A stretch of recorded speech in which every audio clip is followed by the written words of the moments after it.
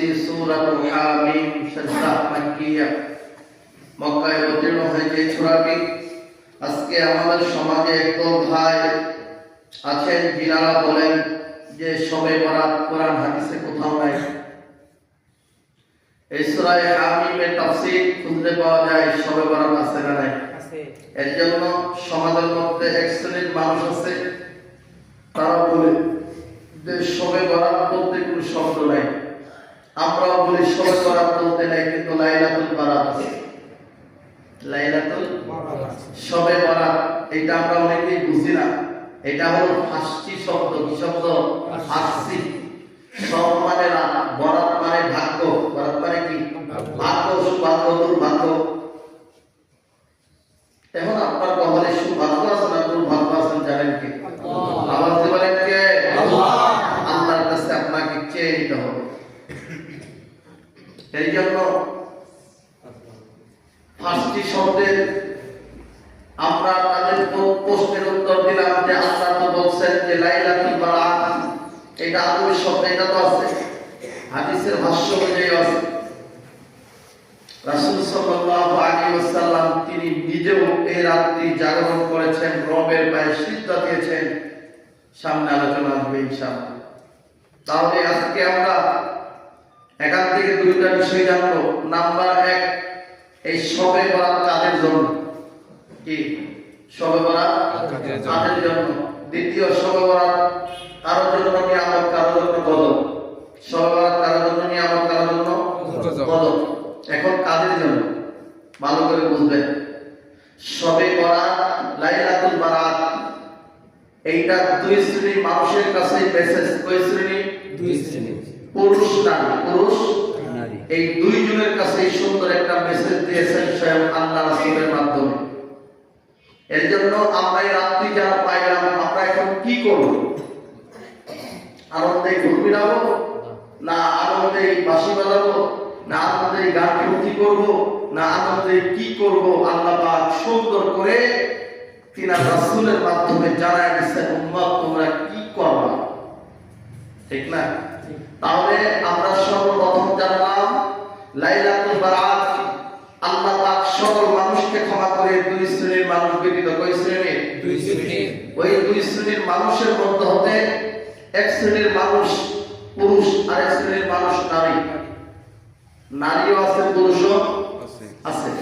তাহলে আমরা এই রজনী কেন পাইলাম? আমাদেরকে আল্লাহ কেন দিলেন? জানা দরকার আছে না?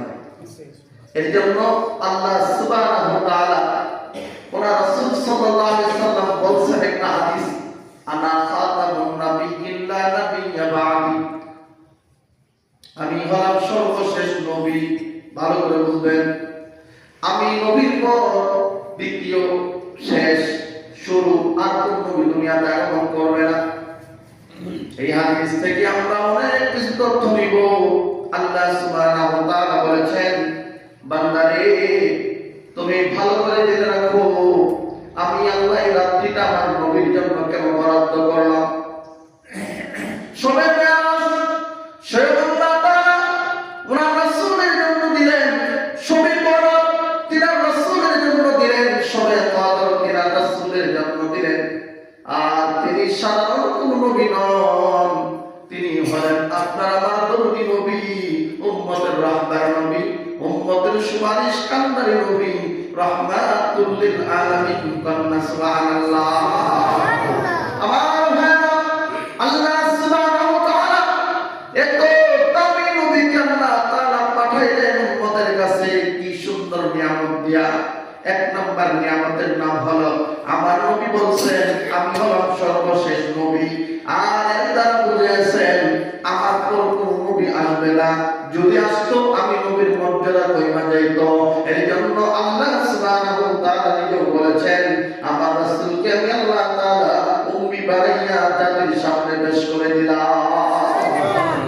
উম্মি বানাইয়া পাঠাইলাম।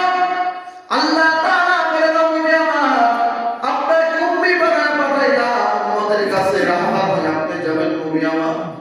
উম্মতেরা এর জন্য আপনাদের হযরতে খাদিজা বিনতে কুবরা রাদিয়াল্লাহু তাআলা বলেন আল্লাহর নবীর উপরে যখন আয়াত নাযিল হলো ইয়া আইয়ুহাল মুযাম্মিলু কুমিল লাইলা ইল্লা কালিলা নিসফাহু আও ইনকুস মিনহু কালিলা আও জিদ আলাইহি ওয়া রাত্তিলিল কুরআনা তারতিলা।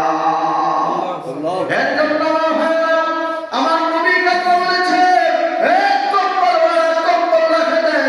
আল্লাহ তাআলা নিজে বলছে, ইয়া আইয়ুহাল মুযাম্মিল কুমিল লাইলা ইল্লা কালিলা। নবী আমার, হে কম্বলওয়ালা নবী আমার, আপনার কম্বল আপনার এখানে। এর দ্বারা আল্লাহ কি বুঝাইছেন?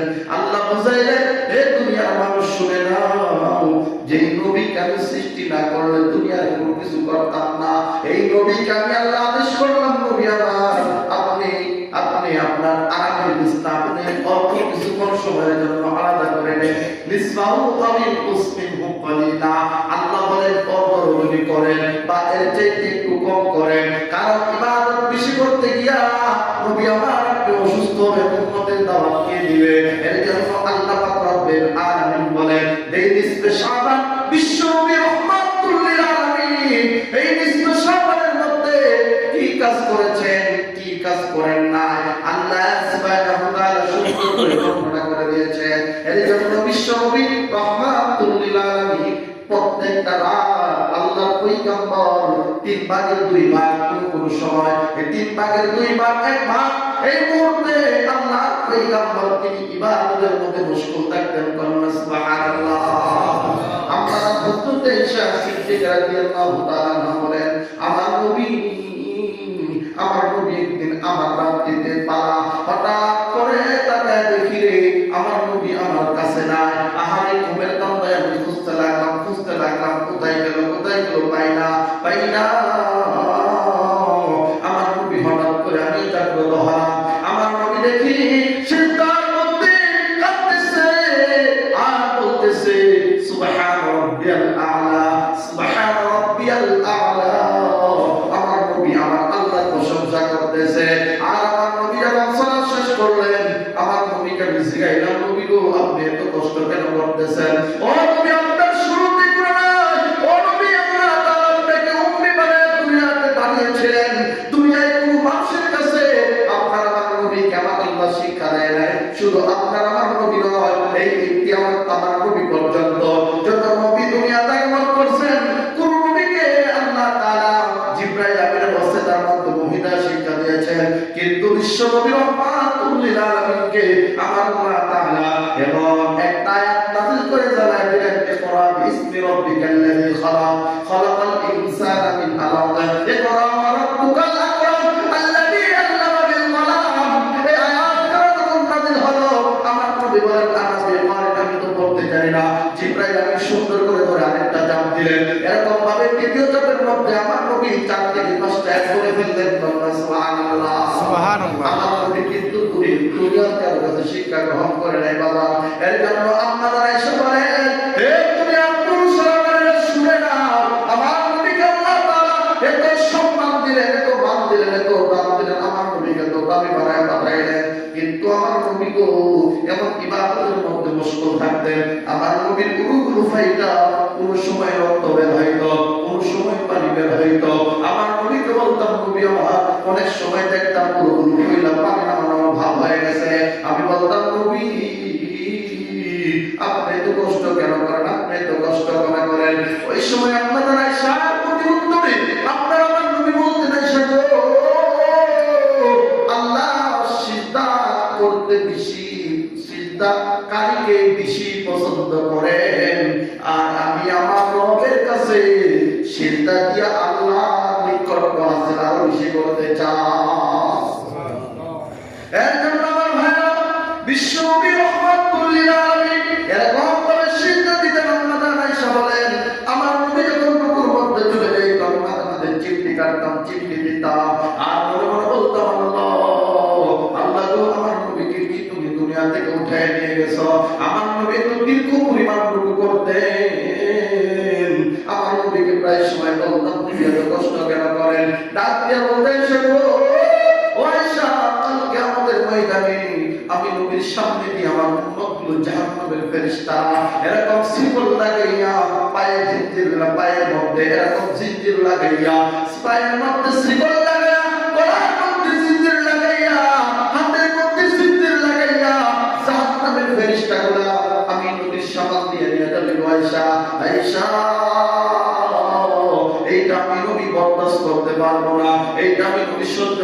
পারবো না। এর জন্য আল্লাহ তাআলা বলেন, ও নবীর উম্মত, এমন একটা বছরের মধ্যে রজনী পাইবা, এই নিসফে শাবান, আরেকটা রজনী পাইবা শবে কদর। আল্লাহ তাআলা বলেন, নবী আমার, আপনার উম্মতের জন্য আমি আল্লাহ এরকম সুন্দর বছরের দুইটা হাদিয়া দিলাম। এই হাদিয়ার মধ্যে রমজানের ঢোকার পূর্বে আমি আল্লাহ তাআলা পবিত্র একটা শাবান মাস দিলাম নবী। আর নবী গো, আপনার উম্মতেরা যখন এই মাস পাইয়া এই 14 দিবাগত রাত্রে যখন কোন বান্দা আল্লাহর কাছে ডাকতে বলবে, আল্লাহ, ও আল্লাহ, আমার জীবনের 11 মাসের গুনাহ, আল্লাহ গো, আমার 11 মাসের গুনাহগুলো স্মরণ করে তোমার দরবারে দাঁড়ায় গেলাম। আমার রব্বুল বান্দা রে, ও বান্দা, আমার কোন বান্দা কোন সন্তান যদি হারা যায়, মা যদি বান্দার গোসল করে মা, ওই মা যদি গো কেমন খুশি হয়। আমার আল্লাহ বলেন, বান্দা, আমি আল্লাহকে 20 বছর 50 বছর ডাকো নাই, ও বান্দা রে, এমন একটা রজনী পাইছো, সহিভাবে তওবা করো বান্দা, আমি আল্লাহ তোর জীবনের যৌবনের সমস্ত গুনাহ খাতাগুলো মাফ করে দিলাম। এর জন্য আমার ভাইরা, আল্লাহ সুবহানাহু ওয়া তাআলা এরকম একটা রাত দান করলেন। এই রাতের মধ্যে আল্লাহর পয়গম্বর বলেন, আমার আল্লাহ তাআলা প্রথম আসমানে আয়েশা ডাকেন, বান্দা, এ বান্দা আয় আয়, কার দিকের সমস্যা আয়, আর বান্দা আয়, কার সন্তান নাই আয়, এ বান্দা রে কে দিবি আয়, এ বান্দা কে খুনি, কে ডাকাতি, কে জুলুম রে, বান্দা আয় আয়, দুনিয়ার কেউ জানে না বান্দা তোর জীবনে কি গুনাহ করছো। বান্দা, এ বান্দা, তোমার জীবনে কোন গুনাহ করছো, যদি তোমার মা জানতো, তোমার মা তোমার অস্বীকার করতো, বান্দা, যদি তোমার জীবনের গুনাহ তোমার বাবা জানতো, অস্বীকার করতো, যদি তোমার স্ত্রীও জানতো, তোমাকে ছাইরা দিতে বলতে কইরা চলে যাইত, তোমার সন্তান গুরুবিধি জানতো, তোমাকে তারা খারাপ ভাষায় তোমার দূরে রাখা তারা চলে যাইত। আল্লাহ বলেন, বান্দা রে আয় আয়, জীবনে কত গুনাহ করলি, বান্দা আয়, এ বান্দা আয় আয়, আয় আজকে আমি আল্লাহর কাছে তুই ক্ষমা চাইয়া নে, আমি আল্লাহ রব্বে কাবা তোর জীবনের যৌবনের গুনাহ খাতাগুলো মাফ করবো, কারো পারমিশন লাগবে না,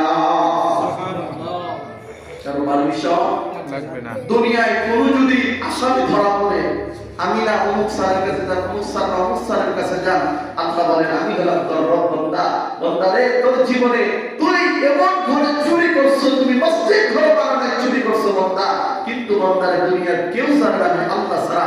বান্দা আয়, আমার মসজিদে তুই ঢুক, মসজিদে ঢুইকা তোর জীবনের গুনাহগুলো স্মরণ কইরা আমি মালিকের কাছে ডাক, আমি আল্লাহ তোর মাফ করে দেব। সুবহানাল্লাহ। এই জন্য আল্লাহ তাআলা আমাদেরকে নিসফে শাবান দিলেন। এই জন্যই দীর্ঘ 11 মাসে আমরা যা গুনাহ করেছি, এই 14তম রাত্রে 10 মাস 14 দিনের রাত্রে আল্লাহ তাআলা বলেন, বান্দা, তোর জীবনে অনেক গুনাহ করছস, দুনিয়ার তোর কেউ জানে না বান্দা, দুনিয়ার কেউ তোমার জানে না, কিন্তু আমি রব তো জানি। ও বান্দা আয়, বান্দা রে আয়, তোর হায়াত তো শেষ হয়ে গেছে, এ বান্দা, তোর জীবনের গুনাহ করতে করতে মালিকের কাছে নাফরমান হতে হতে তোমার জীবনের 12টা বাজিয়ে ফেলেছো। এ বান্দা আসো, আমি মালিক তোর হায়াতের মালিক, আমি মালিক তোর রিজিকের মালিক, আমি মালিক তোর মওতের মালিক, আমি মালিক তোর সমস্ত কিছুর মালিক। এ বান্দা, আমি পারলে তো মালিক তোকে এখন মৃত্যু দিতে। ও বান্দা, তুই আয়াত বলছ না, রব্বানা যালামনা আনফুসানা ওয়া ইন লাম তাগফির লানা ওয়া তারহামনা লানাকুনান্না মিনাল খাসিরিন। আল্লাহ বলে, বান্দা রে, এই দোয়াটা শিখাইছিলাম তোদের বাপ আদম পয়গম্বরকে, আর আজকে থেকে নিয়া এই দোয়াটা তুমি বেশি বেশি পড়বা। রব্বানা যালামনা আনফুসানা ওয়া ইন লাম তাগফির লানা ওয়া তারহামনা লানাকুনান্না মিনাল খাসিরিন। আল্লাহ বলে, বান্দা রে, তোর বাপ আদমকে যেমন ক্ষমা করে দিয়েছিলাম, আমি আল্লাহ ঠিক আদমের সন্তান হিসাবেও তোদেরকেও আমি আল্লাহ ক্ষমা করে দিব। এর জন্য বেশি বেশি দোয়া করো, ঠিক না? এর জন্য তাহলে আমরা যেমন একটা রজনী পাইলাম, এই রজনীতে এখনো মানুষ যায় দেখেন, কেউ বা মোবাইল নিয়ে ব্যস্ত, কেউ বা টেলিভিশন নিয়ে টেলিভিশন ব্যস্ত, কেউ বা খবর, কেউ বা নানা রকম সিনেমা ইত্যাদি কাজে ব্যস্ত।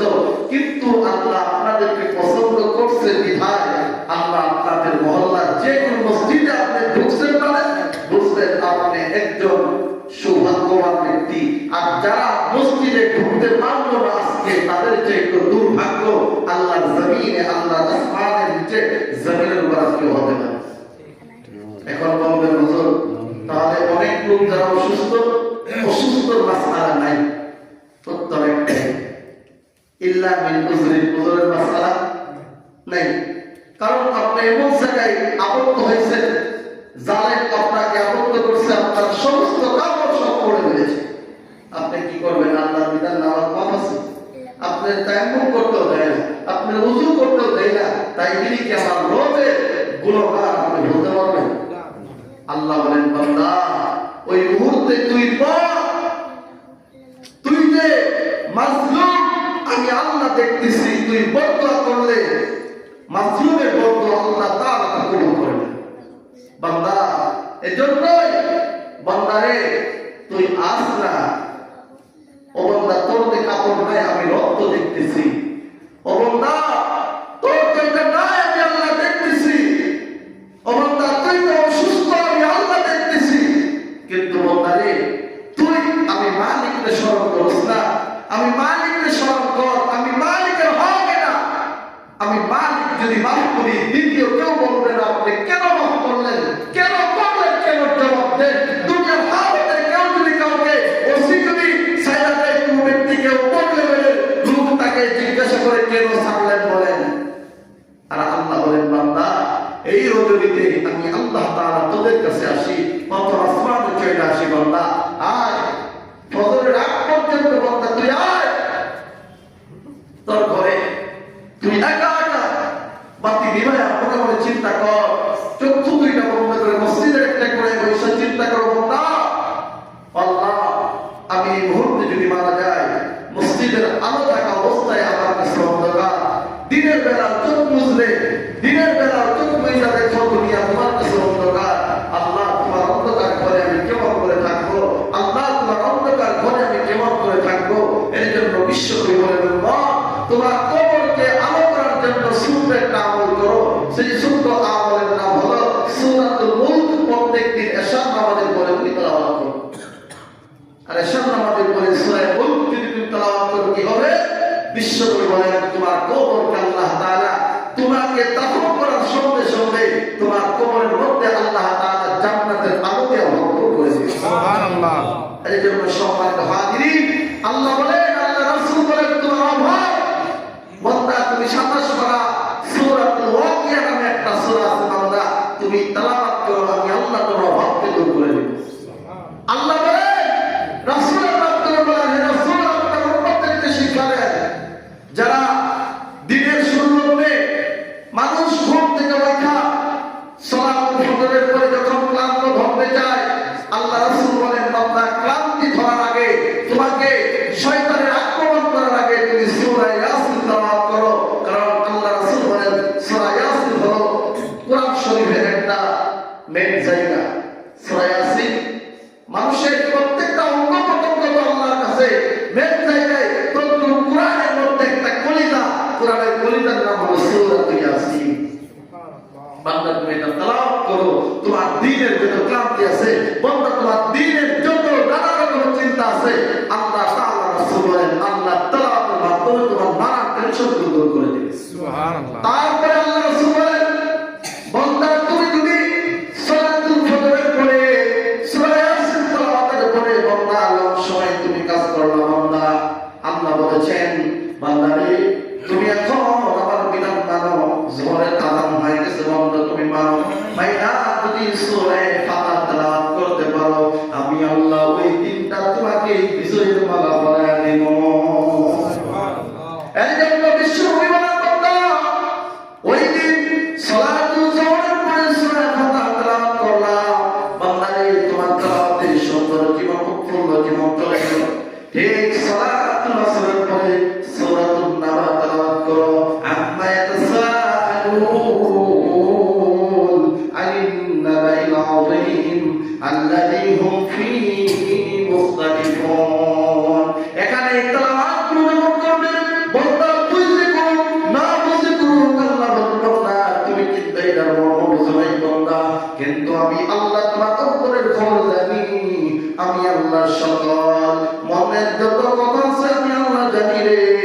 আমি আল্লাহ তোর সকলের অন্তরের ক্ষমা দৃষ্টিতে দেখা যত রহমত লাগে, যত গজব আছে গজবগুলো দূর কইরা যত রহমত লাগে আমি আল্লাহ রহমত তোর সংসারের মধ্যে পরিপূর্ণ তৃপ্তি সহকারে দান করে দে।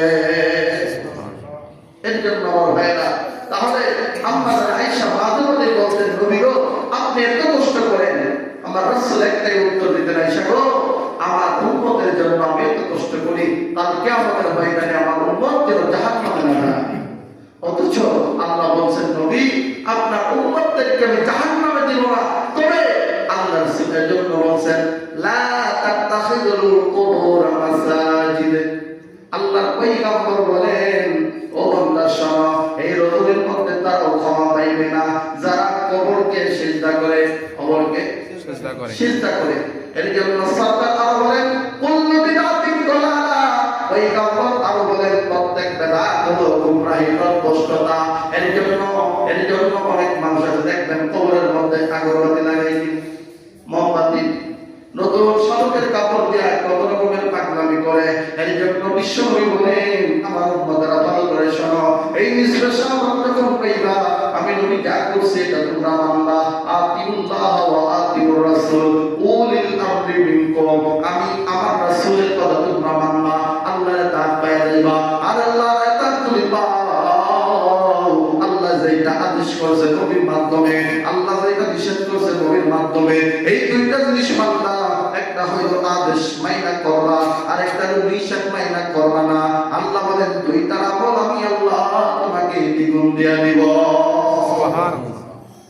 তাহলে বোঝা গেল আল্লাহ তাআলা আমাদেরকে যে রাত, এই রজনী আমাদেরকে দান করলেন। তাহলে এখন থেকে আমরা দুইটা জিনিস পাইলাম। এক নাম্বার কি পাইলাম? আমাদের ঈমান পাইলাম। কি পাইলাম? ঈমান পাইলাম। কারণ আমার যদি ঈমানই না থাকে, এই রাত এরকম কোটি কোটি রাত পাইলে আমার জীবন আপনার জীবন সৌভাগ্যবান দুর্ভাগ্যবান। এর জন্য সরকার বলে, এই রজনী তুমি যখন পাইবা তোমার প্রথম নম্বর কাজ সেটা হলো সালাতুল মাগরিব থেকে নিয়ে তুমি প্রস্তুত গ্রহণ করবা। কি প্রস্তুত দিবা? ইস্তিগফার করবা, দুরূদ শরীফ পড়বা, সাল্লাল্লাহু আলা মুহাম্মদ সাল্লাল্লাহু আলাইহি ওয়াসাল্লাম, আস্তাগফিরুল্লাহ রাব্বি মিন কুল্লি যামবিন ওয়া আতুবু ইলাইহি, লা হাওলা ওয়ালা কুওয়াতা ইল্লা বিল্লাহ, লা হাওলা ওয়ালা কুওয়াতা ইল্লা বিল্লাহ, লা হাওলা ওয়ালা কুওয়াতা ইল্লা বিল্লাহ। বান্দা যখন পড়তে থাকবে, আল্লাহর পয়গম্বর বলে, এক নম্বর হইল তুমি সুন্দর করে ওযু বানাইয়া মসজিদের মধ্যে প্রবেশ করিয়া দুরূদ ইস্তিগফার করিয়া তুমি আযানের জন্য অপেক্ষা করবা। আযান হয়ে গেল, সালাতুল মাগরিব পড়বা। সালাতুল মাগরিবের পর তোমার সাধ্য অনুযায়ী কিছু নফল নামাজ পড়বা। নফল নামাজ আদায় করিয়া তোমার রবের কাছে দুই হাত বাড়াইয়া দিয়া কাব্বা আল্লাহু রাব্বানা যালামনা আনফুসানা ওয়া ইন লাম তাগফির লানা। আল্লাহ বলেন, বান্দারে তুই বলতে দিই আমি আল্লাহ তো ক্ষমা করতে দেরি না। আল্লাহর নবী বলেন, এটা বলার পরে ও বান্দা তুমি সালাতুল ইশার জন্য অপেক্ষা করবা। সালাতুল ইশার পরে বান্দারে দুনিয়ার সবাই ঘুমায় যাবে। বান্দা, এ বান্দা তুমি তো জানো আমি সুর, কারণ সুর কিন্তু জানে পুলিশ কোন সময় আসবে। এ বান্দারে তুমি যদি জালেম হও, তুমি যদি মাজলুম হও, ও বান্দা তোমার নফসের উপরে জুলুম করছো আর তুমি জালেম। আল্লাহুম্মা আজজালনা ওয়া রাব্বানা যালামনা যালামনা, আমরা জুলুম করেছি আমাদের নফসের উপরে। এর জন্য আমরা হইলাম এই দিকের জালেম। এই জালেম ব্যক্তিরা রবের কাছে বলতে পারবে, এরা আমরা তো জুলুম করেছি, জীবনের উপরে আমাদের নফসের উপরে জুলুম করেছি। আল্লাহ বলেন, ঠিক আছে তুই চাইতে থাক। তারপরে কয় আল্লাহ গো, আল্লাহুম্মা বারিক লানা ফিমা রাযাকতানা ওয়া কিনা আযাবান নার। বান্দা খানা খাওয়ার সময় তুমি যেই দোয়া পড়ো, বান্দা দৈনন্দিন যেমন পড়ো, এর জন্য দোয়া করো, আল্লাহুম্মা বারিক লানা ফিমা রাযাকতানা ওয়া কিনা আযাবান নার। বান্দা তুমি দৈনন্দিন আমল করবা, তারপরে তুমি বলবা আল্লাহুম্মা বারিক লানা ফি হায়াতি ওয়া রিজকি ওয়া আমালি ওয়া ইলমি। এগুলো তুমি বান্দা পড়তে থাকবা। এর অর্থ হইল, আল্লাহ গো, আল্লাহ আমার হায়াতটা আপনি বাড়ায় দেন। কারণ আল্লাহ দুনিয়ার কেউ জানে না, আমার মা জানে না আমি কতদিন বাঁচবো,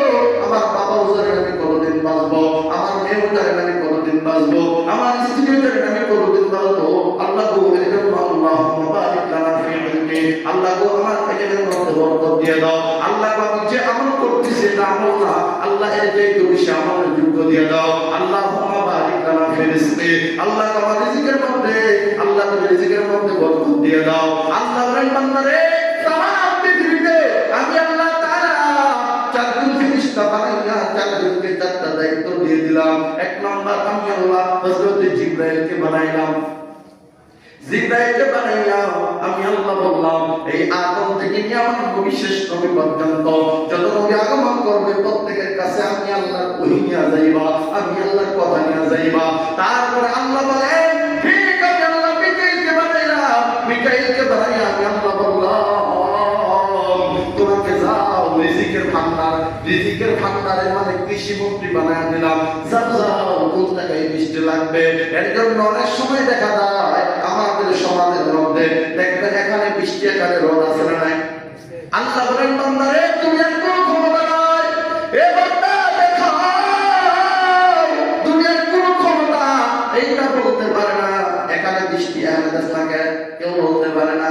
কারণ ওই সময় বান্দা কয় এইটা আমার প্রভুর নিদর্শন, এইটা আমার মালিকের নিদর্শন। বান্দা কেন বলে, বান্দা ডাক দিয়া বলে এই দুনিয়ার জমিনে তুমি যে বৃষ্টি দিচ্ছ, তুমি যে রোদ দিচ্ছ, আল্লাহ এই দায়িত্ব দিয়েছে হযরত মিকাইল আলাইহিস সালামকে, যেখানে বৃষ্টি দেওয়ার দায়িত্ব